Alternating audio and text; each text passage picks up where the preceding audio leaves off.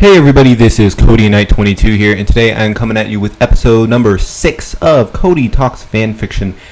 And believe it or not, this week I'm actually talking about fanfiction, not just general rules to things or anything of that sort. I'm actually going to be talking about fanfiction again. I really like the idea for this episode, and so let's get started on it. So the past 2 weeks I have kind of taken off a little bit, and I was to read ahead a little bit. I would like to say didn't do that at all. I don't think I've really read. Oh no, I read a couple new fan fictions over the past 2 weeks, but I just keep writing. Honestly, I keep cursing myself to write. Wasn't I past year before? All right, well, cool. I'm on top of something. I don't know why. All right, well, I guess it's time to get going. So this week's episode is going to be called the plot twist episode. Plot twist, right? When you think of plot twist, you think of, spoiler alert, Snape kills Dumbledore. But in this instance, that's actually not true. That is not this kind of plot twist. The plot twist is that there is plot. And so basically, these will be stories that start out as fluff and gradually, or not gradually, and then gain plot partway through it. Please note that this is indeed extremely subjective. I have a different idea of fluff than some people. Like some people, such as a friend of mine, argues that What Good Is Love is not a fluff story. Like that's so totally fluff, but she argues that it is not. But so this is indeed extremely subjective, but this entire series is subjective. So basically, the first story that I'm going to be talking about is one that the name is going to sound familiar for anybody that's watched the series before, but I mentioned it in one of the special episodes, so it doesn't actually really count for this. So the episode 1, or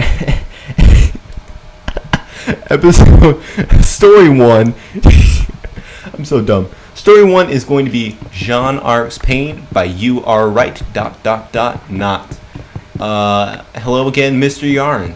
If you're watching this video, once again, I will reiterate, you are a hard person to compliment. So basically, I'm going to read the description. I'm going to start this off like I do everything else. I'm going to read the description and then give a general plot summary. The description is, and I will be not moving during this. After getting launched into the forest by... After getting launched into the forest by the Scorpion, John takes a dark look at himself and decides he cannot let himself be weak anymore. He goes stronger through extensive training and a bit of courage. It probably won't flow with the canon RWBY River, but hey, that's why it's a fanfic. Okay, so I know this summary sucks, but I would appreciate a review. Starting off full of confidence. So that's the general summary to the story. As he said, the summary kind of sucked. If you're looking for a summary of it plot-wise, basically plot-wise, I would also like to apologize initially. Got my monitor hung this weekend, which is cool, except it got hung a little bit higher than what I had anticipated. So I have the worst setup in the world going on right now. I might insert a picture of it just because. Anyways, so what is kind of like the plot to this? How does it become? And so as opposed to just saying like, here's what the general plot to this is, I'm going to say how it starts off as fluff and how it becomes plot. Yeah, I didn't save after the last thing apparently. So whoops. So how does it start out as fluff? Basically, I know that by reading this description, you would assume that it does start out as with plot, because I'll be honest, the description does sound a hell of a lot like it would start out as plot. It doesn't though at all. The start of the story is the love triangle, and I really hate love triangles to begin with. But I don't like the way that this one was handled. I have said it to Yarn before that I really, really did not like the love triangle, and it's kind of, and so that hasn't changed. Obviously, I still dislike it. But it started out as a love triangle with Pyrrha and RWBY both desiring Jaune. But then as time kind of went on, he added in a lot of layers to Jaune that I thought were done really brilliantly. Beforehand, when I was first reading the story, I could skip over chapters pretty easily, and I wouldn't feel at all guilty. Skip over some segments pretty easily. Or no, wait, hang on. I'm not phrasing this right at all. Okay, I could not read certain portions of it. No, wait. I could, God damn it, I could not read through it in one sitting initially, or I didn't think I would be able to because I just was not satisfied with the story. But then as kind of time went on, I became very satisfied and very interested. Basically, he added in this layer about Jaune's family, was the way that he decided to attack this. And it was really, really well done. Jaune's uncle I can't remember his name. Jaune kind of discovering the true potential of his aura. And there are some other things that I can't really remember right now. But he did add in plot as time kind of went on. So that's kind of how it became like a plot twist. By my definition of plot twist. So pros and cons to the story. First pro that I'm going to be talking about is later chapters. The later chapters to the story are fucking good. I really, as I've said before, I absolutely love the later chapters to the story. My friend is being really obnoxious. But anyways, so the later chapters to this story are so goddamn good. Especially, I think that he has a really, really good... I think that, honestly, Yarn needs to stay the hell away from fluff. Because every single fluffy piece by him that I have read... Like, there's a difference between romance and fluff. I would like to say that right now, that there is a big difference between romance and fluff. Every single fluffy piece that I've read by Yarn, I did not like. But plot, when he gets a chance to write plot into a story, it's so good. I think Jaune Arc's Pain is a great example of that, where the initial kind of fluff, especially the love triangle, kind of got muddled, but the plot as time went on really grew, and it really became intriguing, and it became something that you really cared about and you want to see play out. Like, it still hasn't played out, obviously, but I'm just kind of giving it time to play out, which is one of the frustrating parts about being a reader. I like writing. I know everything that I'm going to do, and I'm not suffering. When I'm reading, though, totally suffering. Anyways, so anybody that saw the last video is going to know precisely what it is that I'm going to do here. So I'm just going to take it from over here right off the bat. Boom. And boom. All right. But anyways, he does fucking shit. But so I definitely like the way that he handled Jaune's family.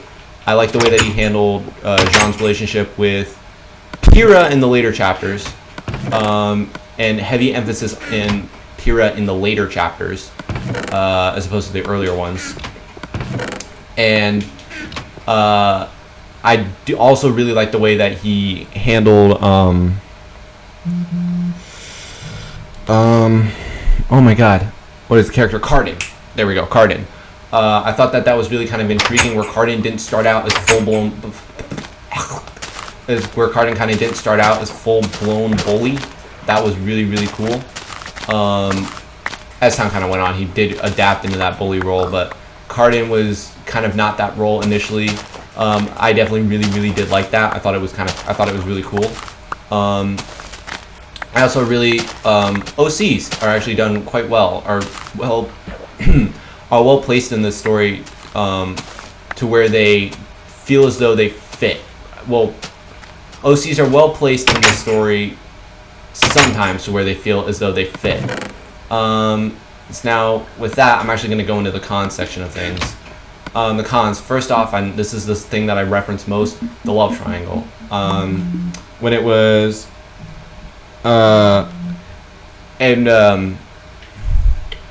sorry. Oh my god, my friend. There, my phone's gone now. I'm really sorry. That was bugging the crap out of me. Anyways, so he handled... the love triangle was not handled well. When he was trying to make it fluff, it really did not end well. Or it really wasn't going well, because it really took away from the personalities of both Pyrrha and RWBY. Where you would see with RWBY, where RWBY is a very sweet person, and I feel as though no matter what, she wouldn't want to really harm people or harm her friends. She no issues harming people. Let me go ahead and correct that, unlike what some people think when they fucking leave reviews on my work. But she would have no issues harming people, but she does have issues harming her friends, and I don't think that she would ever do it. So, and Pyrrha is very proud. I wouldn't say proud, but she's very stoic, where she just kind of takes everything in stride and just kind of moves forward. And so I definitely think that it really took away from both of their personalities, which was disappointing. But Pyrrha in later chapters really does improve and becomes more Pyrrha-like, as I did say. RWBY in later chapters is almost non-existent, so I have no idea how well she's done. Another con to the story is something that I brought up in the last part. Yang is kind of a bully-like character, bully-ish character. And I know you might disagree with me, but she is really, really on Jaune's case a lot. As I said last video, I don't like that at all. I think it's weird. I think it doesn't match who Yang is at all. Another con to this story. By the way, a lot of these cons that I'm addressing, I should say, the love triangle's gone at this point. I'm pretty sure that he said, fuck it, Pyrrha wins.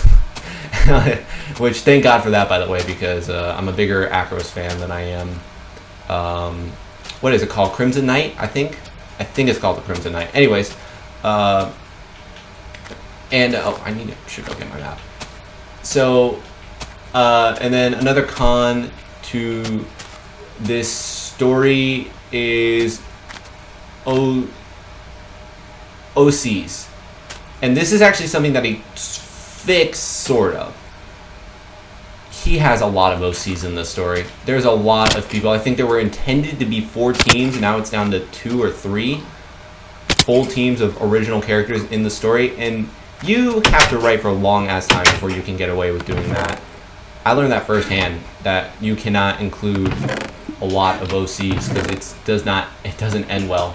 But he tried to add in too many, and then he did fix it a little bit, but there's still far too many OCs, and I think that they don't always serve a good purpose. I think that sometimes they're really unnecessary and that they're not needed. I definitely think that you could do with one less team of original characters on there. I think that you can. I like the fact though Violet is one of the teams that he has, VILT, and that is Velvet's team. So I do like the fact that he gave her a team. I always like it when authors do that. We still don't know who her team is. We know what they look like, but we still don't know who her team is, and so I'm kind of interested to see kind of what he does with Team Violet and what he does with like Velvet and whatnot moving forward, and the other teams as well, because I think that there needs to be less of them. I don't think that he should try and incorporate a lot of them in there. So that's going to do it actually for my discussion on Jaune Arc's Pain. I really don't have a whole lot to say about it. I think that it's a great story. I definitely recommend this story pretty heavily. It's not my recommendation of the video. But I definitely heavily recommend this story. It's, I think, like the third, I always bring up, I think it's like the third most followed story on the, or no, it's like the 4th most followed, 3rd most favorited story on the website or something like that. And I think it's worth the praise. So overall, I would say that this particular story, the slow start really hurts it a little bit. I say 8.5. 8.5, yeah, I'll settle for that. I think that the slow start hurts it, but it really does pick up so much that I have to be walking in a straight line. Oh wait, no, I'm trying to. I think that the beginning hurts it, but otherwise, later on, it's a lot better. If it was early half of the story, I'd give it like a 7. Same thing that I gave Icy Rose, because I view 7 as like enjoyable to read, not like one sitting amazing. Then there is, and so beginning of the story, I'd say 7. Later chapters of the story, I would probably have bumped it up to a 9. So I'm kind of going to settle for 8.5 because there's a lot more of the chapters where it's really good than are kind of bad ones. That's going to conclude Jaune Arc's Pain. The next story that I'm going to be discussing is probably my recommendation of the video, purely because the only other story that I have is my story. And while I really am attached to this story, I don't think it's as good as this one. This is going to be the episode. God damn, I keep doing that. This is going to be what the hell? This is going to be the story that gave me the idea for this one, and it's going to be Premium Well by... Oh, wait. Yeah, by... I did say who Jaune Arc's Pain was by. This is going to be Premium Well by Dinas Emrys. I don't know. Dinas Emrys? Sure. Let's go with that. So here's a description. After a long mission, Yang decides she needs to get her teammates to socialize outside of other hunter teams, accidentally causing the girls to finally admit their feelings for each other. White Rose and Bumblebee pairing, classic fluff and lemon taste, now with extra plot. That actually does a pretty damn good job at summarizing. Normally the descriptions are absolutely rubbish, and I like, oh man, let me just go ahead and leave this out of, or let me just go ahead and give it. This actually does a pretty good job at summarizing really kind of the start. It doesn't go really into the plot twist, but I really do think that this is actually a really good summary. So points to you, Dinas Emrys. I don't know how to pronounce their name. I'm pretty sure it's a dude though, and you'll know why I think it's a dude. So basically, what happens early on is that Yang convinces Blake, RWBY, and Weiss to go out to a bar. This is, by the way, future. This is set in the future. This is future AU, and Team RWBY is still together. I would like to say that. So Yang convinces RWBY, Weiss, Blake, and RWBY, Weiss, and Blake to go out to a bar and just kind of chat with people. RWBY gets hammered. Blake is completely uninterested by the events taking place, but she really doesn't care because she's a faunus, and most people still discriminate against her for being a faunus.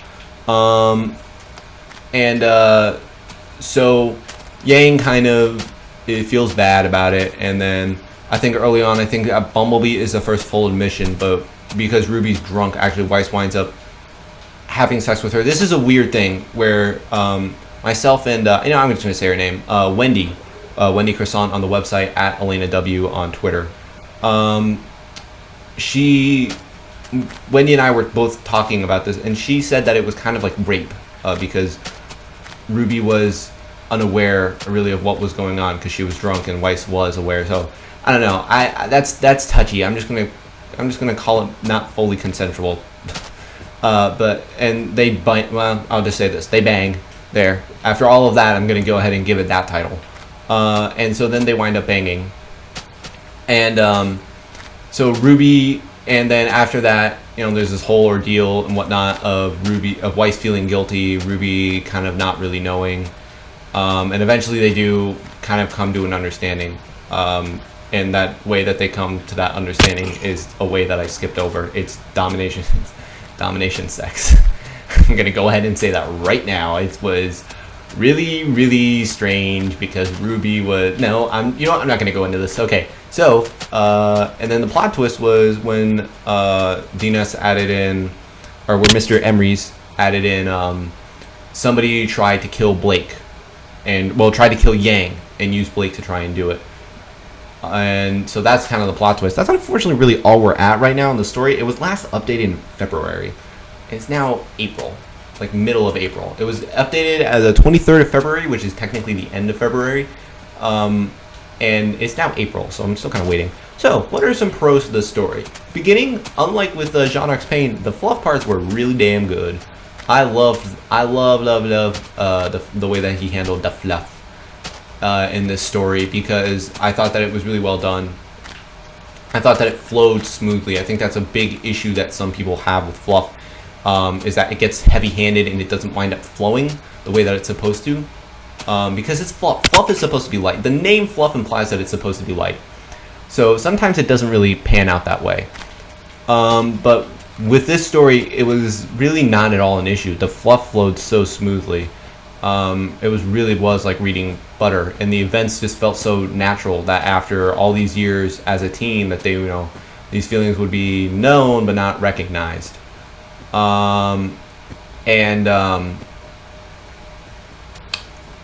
Sorry, excuse me for a second. I have to get a drink of agua.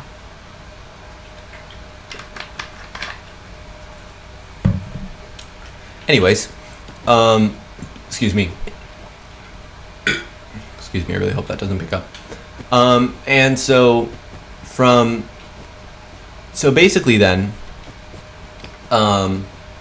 where was I? Oh, pros. I was on pros. Whoops. Sorry.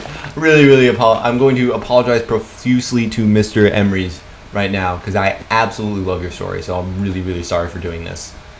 All right. So basically, and then the other pro to this is actually the plot. I think that the way, because it was a pretty sudden plot introduction, but it didn't feel out of place. Like, it didn't feel like a bad thing. Like, it didn't feel, oh, now all of a sudden there's plot and this feels out of place. This should have stayed fluff. I thought it was brilliant. Excuse me again. I thought, God damn it. I thought that the way that it went about was awesome. And it flowed. And once again, it flowed smoothly. This story has a beautiful flow to it. I'm kind of sad that it's not being updated right now, but I can kind of understand.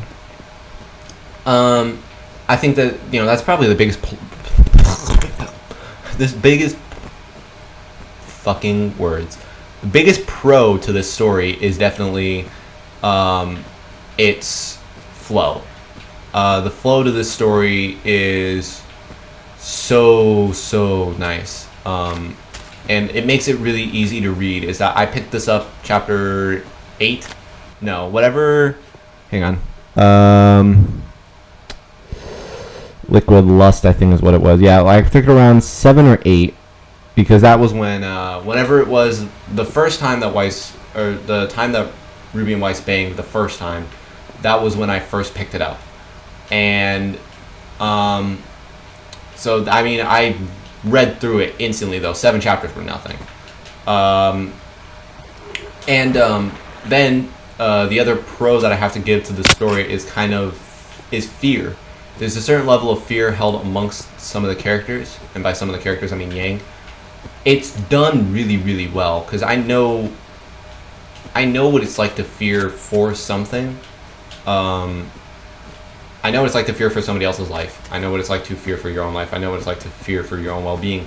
It was done beautifully, or for somebody else's well-being. Sorry, and it was done so beautifully in the story. It felt very natural. Just kind of like this moment where it's just phasing out is honestly the best way that I can describe it. Where it is a phasing out moment, and there's some really that was done really beautifully. Another thing that I like is the way that Adam was handled in the story. Why the story starts out, Adam's dead. That's literally that's one of the first things I try to do, that I generally will do. I came all this way. I would like to just say this gameplay wise. Came all this way, finally found a cow. Took me this long. So that's what the whole me running around was for. And so I really like the fact that he started out, Adam was already dead. Just saved a lot of issues there. And then there is and then I would also like to say that the way that Adam is handled in general is really good. And I'm not going to spoil anything, but he is beyond just starting out and he's dead. I think it's great. So now I got to get into the unpleasant side of things. Cons. Out of character. There are multiple moments that I can point to and say that these felt out of character. The biggest one is Ruby's revenge, is kind of what I kind of think of it as, where Ruby and Weiss have domination sex, and it is Ruby is the dominator. First off, that doesn't fit in with either one of their personalities. Second off, it doesn't fit in with Ruby's personality at all. Ruby in this story has a lot of out of character issues. She is very flirtatious, very sex-based, and the Ruby that we know is at her core pure and innocent. And that is something that I bring up often. And I don't like it when characters are handled in a manner that is out of character. And I think that there is definitely a certain level of being out of character to this that is I don't like. And I love this story, but I really don't like the way that Ruby is handled.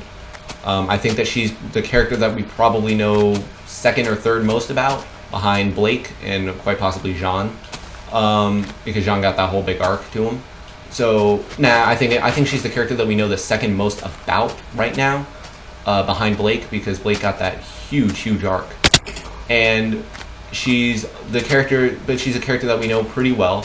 But we definitely know her core traits, and her core traits do not involve domination, sex, not in the slightest. So I say that's one really big con to the story. Otherwise, though, actually, I can't really think of another solid con for this story. I have that one really big issue with this. Otherwise, if there were minor things along the way that bugged me a little bit, I don't remember them now. So they didn't detract from the story is kind of the important thing. And I would like to actually restate this. If you have spelling or grammar errors, unless they're so big that they completely detract from the story, and they happen like if every other word is misspelled, then I will bring them up. But if it is just like one word in every paragraph is misspelled or there's a grammar issue, I'm fine with it. As long as it doesn't detract from the story. And so that's kind of, I think that'll conclude actually what it is. Otherwise though, solid story. I'd give it a 9. Love this story.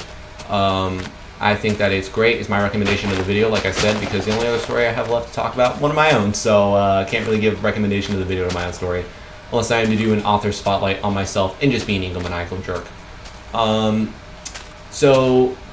With that, that'll conclude Premium Well. 9. Mine. Alright, so this is next segment. We're going to cue it up. Everybody ready? It's time. It's not time yet. Hang on. Okay, it's time for Cody's Pro Writing Tips. Alright, so this will be Cody's Pro Writing Tips. Ideally, the video and the audio are actually going to be in sync this time, because I actually attempted to sync it up. If not, whoops. This is going to be for my only story that qualifies as this. It's going to be for A Harsh Reality. Summary to this story. Wait, I almost read the one for What Good Is Love. Alright. In their second year at Beacon, some truths begin to be realized among the team. Some details of the past begin to surface, which will either push them closer or pull them apart. Rated M out of Nothing But Safety, and as of chapters, and Lemon at... Okay, hang on. Alright, I got this. In their second year at Beacon, some truths begin to be realized amongst the team. Some more details of the past begin to surface, which will either push them closer or pull them apart. Rated M out of Nothing But Safety, and Lemon as of chapter 17, A Citrusy Sting. So how is this a plot twist? I wrote this story with the intention of it being fluff with some conflict. I didn't really have much of a plan for it to be plot, and this is why I said I don't know. Oh wait, hang on. I should also state this. I forgot to mention it, but the author of Premium Well did state that they did go back and they added in hints at there being more of a plot in the earlier chapters. I will say I have not reread the story full and through, so I wouldn't actually know. So it might not seem like a plot twist, but it was. Trust me. Oh no. Okay. But it was a plot twist. So I would like to state that just that way I can claim my innocence. Anyways, this story, I started out this story kind of with the intention of it being fluff. The ideas were based around some of the backstory plans that I had created from Tragedy of the Chessboard, which is one of my all-time favorite stories that I have actually written. So now, how did what is the summary for the plot? Well, that actually does a fair amount of justice. Starts off as just kind of being like RWBY, Weiss, Blake, and Yang. They're being targeted by Cinder and Torchwick, and then they send off Adam to go kill them. Adam gets killed, yada yada yada. There's tears, there's love, there's crying over corpses. And after a while, I think chapter 16 maybe? Hang on, I'm checking real fast. I think it was A Busy Night Bumblebee, maybe? It's not that busy. Maybe the stem remained? I don't know. It's something. And so, at a certain point, though, I introduced the idea of the character of Grimm. Grimm, and is basically the thing that controls all the creatures. Grimm. It kind of became the main conflict. It was intended as filler. I always like saying this. This is intended to be a filler character. Somehow, one hell of a filler he became. Or it became. Damn it. I always do that. So, now time for the writing writing tips. If you're planning on doing, I guess I'll qualify this M-rated romance.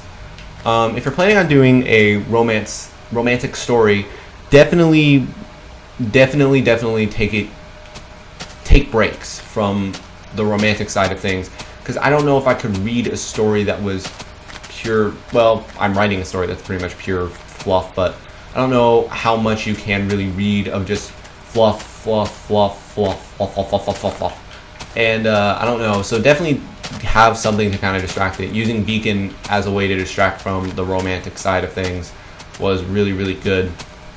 Is really convenient. So I mean, kind of use that if you're going for the AU approach. Use resources that you have available to you, depending on what universe you decide to do. But I definitely think that if you're going for Beacon, you have lots of conflict that can arise. You have a big one there is Team Cardinal. I think that you can cause a lot of ruckus with those 4 characters. And I think that you have just a lot of really golden opportunities presented to you for Beacon and Fluff, or for Beacon and breaks between fluff. The second tip that I'm going to give is, if it is M-rated, if you are planning on not just doing pure romance and you are planning on introducing plot, be 100% confident in what plot that you're going to do, because if it goes from romance to plot and it could very easily seem out of place, because it starts off as one thing and kind of continues on as another. Be sure to ease into it. Very rarely does it being sudden work out well. I think that one instance of the rarity being done well was Premium Well. One instance of the normality of it playing out how you would expect it to is actually Jaune Arc's Pain, where it was kind of a slow spoon feeding of plot, and it turned out beautiful at the end of it. So definitely take it slow with this. The other piece of advice that I'm going to give for this particular thing is OC. If you're going to have like a main original character, like Grimm is for the story, make them very integral, but make them very believable. You have to make it so that way they fit in this universe that you're establishing. Because pretty much every single story is an alternate universe unless it's a canon story, because we don't know what's going to happen. If there is ever somebody that can accurately predict what is going to happen in next RWBY volume, I'm going to meet them and I'm going to just listen to them for a very long time. Damn, I keep thinking I'm going to fall to my death. And so that's definitely a big piece of advice. Here's a very strange piece of advice. Because this story, it was my first story to ever include lemons. Shout out to Damian Lucius Black for suggesting that. Fucker. And hey, look a well. Hey, I was just talking about Premium Well. Man, where were you like 5 minutes ago? This would have been really useful. So definitely be cautious. Wait, hang on. What was I talking about? Oh, M-rated. So if you're planning on doing a lemon scene, this is going to seem really odd. Think about what you're going to have these characters to do, because okay, I was really worried there. Because if you're going to have these characters, let's get it on. I've been really trying, baby. If you're going to have them, do that, make love, bang, fuck, whatever you want to call it, you got to think it through.